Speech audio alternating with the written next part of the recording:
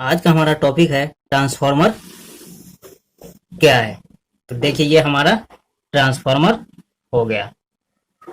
Transformer, तो देखिए अब इसको हम समझते हैं ट्रांसफार्मर क्या है।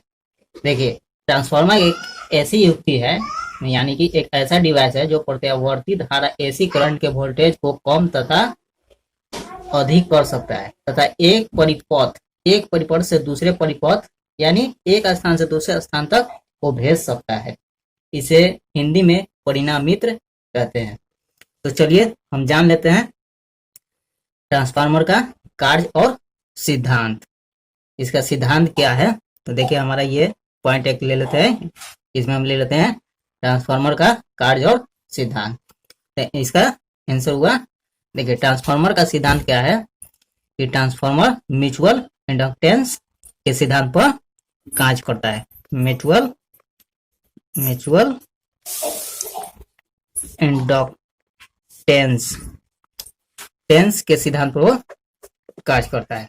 अब चलिए हम समझते हैं ट्रांसफार्मर की संरचना। देखिए ट्रांसफार्मर में दो वाइंडिंग होती है। एक होता है प्राइमरी वाइंडिंग,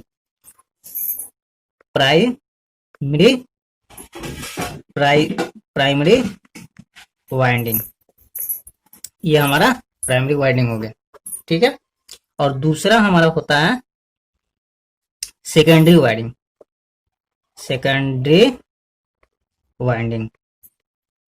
ये हमारा दो हो गया, ठीक है।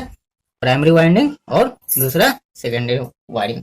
तो देखिए प्राइमरी वाइंडिंग का कार्य क्या है। जो वाइंडिंग इनपुट विद्युत सप्लाई से संयोजित की जाती है वह प्राइमरी वाइंडिंग होती है, और जो वाइंडिंग लोड से संयोजित होती है वह सेकेंडरी वाइंडिंग होती है। ये तो हमारा डाउट क्लियर हो गया। अब चलिए हम जान लेते हैं ट्रांसफार्मर कितने प्रकार के होते हैं। देखिए ट्रांसफार्मर कई प्रकार के होते हैं, फेज संख्या के आधार पर हम इसको जानते हैं। देखिए सिंगल फेज का ट्रांसफार्मर होता है और थ्री फेज का ट्रांसफार्मर होता है।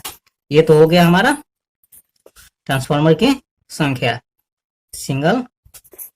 सिंगल फेज और थ्री फेज, दो ये हमारा हो गया।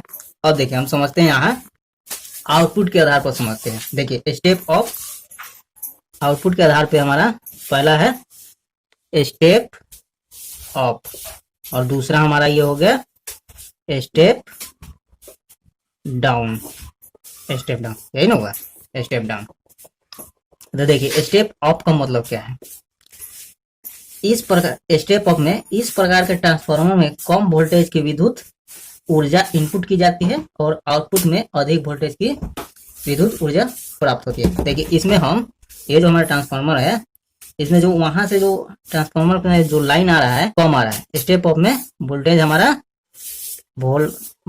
हमारा कम आएगा और इनपुट में हमारा वोल्टेज कम आएगा और आउटपुट में अधिक वोल्टेज जाएगा। अब देखिए अब सेकेंड में है स्टेप डाउन में क्या होता है कि इस प्रकार के ट्रांसफार्मर में अधिक वोल्टेज की विद्युत ऊर्जा इनपुट की जाती है, यानी इसमें करंट जो है वो अधिक मात्रा में अधिक पावर से इसमें आता है, और जब ये आउटपुट करता है तो ये कम करके वोल्टेज को कम कर देता है और ये वोल्टेज को कम करके ये आउटपुट में भेजता है।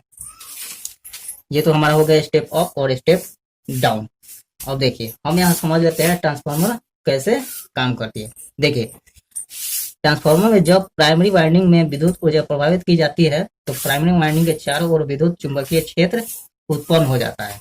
देखिए इसमें अब हम समझते हैं कि जब प्राइमरी वाइंडिंग जो होता है हमारा ये फर्स्ट वाला, ये जो हमारा होगा इसमें क्या होता है कि जब विद्युत ऊर्जा को हम प्रभावित करते हैं, यानी उसके अंदर जब छोड़ते हैं तो वाइंडिंग के चारों तरफ प्राइमरी वाइंडिंग के चारों ओर विद्युत चुंबकीय क्षेत्र के प्रभाव से सेकेंडरी वाइंडिंग में विद्युत वाहक बल उत्पन्न हो जाता है। देखिए इसमें जब हम छोड़ेंगे तो इसमें इतना प्रभाव से छोड़ेंगे कि दूसरा भी हमारा इसमें भी विद्युत बल वाहक उत्पन्न हो जाएगा सेकेंडरी में, ठीक है। तो ट्रांसफार्मर में आउटपुट ऊर्जा लगभग समान ही रहता है, लेकिन वोल्टेज तथा धारा का मान बदल जाता है। अगर ट्रांसफार्मर स्टेप अप है तो वोल्टेज अधिक तथा धारा कम हो जाती है, और यदि ट्रांसफार्मर स्टेप डाउन है तो वोल्टेज कम तथा धारा अधिक हो जाती है। क्योंकि देखिए, ठीक है, ये तो हम समझ गए यहाँ तक, ये अप डाउन और ट्रांसफार्मर का आउटपुट के आधार पर भी समझ गए, और स्टेप अप स्टेप डाउन के आधार पर भी समझ गए, और ट्रांसफार्मर कैसे काम करते हैं इसको भी हम समझ गए। ठीक है, अब हम समझते हैं ट्रांसफार्मर का उपयोग। तो देखिए, ट्रांसफार्मर का जो उपयोग होता है, ट्रांसफार्मर का, अब यहाँ पे हम समझते हैं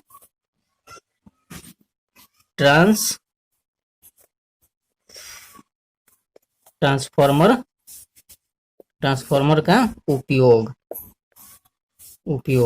यानी ट्रांसफार्मर का यूज।